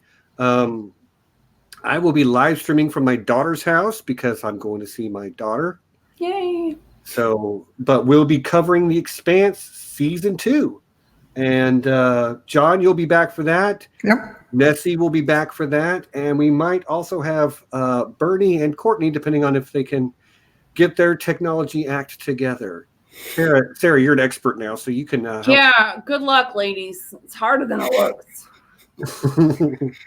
But yeah, Sarah, we'll have you back as soon as we figure out what you want to talk about. Sounds good. Thank you, John. Thank you, Stephen. And again, I'm going to put links to you guys' Twitter in the description here, not long after we finish. And my links are already down there. And like, subscribe, check out my Patreon, see if it's something you can you care about. And if not, Yeah, and feel free to talk shit on Twitter. yeah, I mean, That's what it's for, right? thing I do. Leaf, my daughter lives outside Austin, so it's about 3.5 hour drive for me. But she has Wi-Fi. She does have good internet, she says. I'm like, all right, good. Glad to hear that. Yeah, my apologies to everybody for cutting out. I don't know what's up with my internet. I'm right out near the living room, so I shouldn't have had any issues, but oh well. You drop out, you come back. It is what it is. Yeah, there you are, Courtney. Yeah, see you for the Expanse. All right, so until then, everyone, again, thanks to everyone for coming by. And until next time, peace. Be excellent to each other. Bye, guys.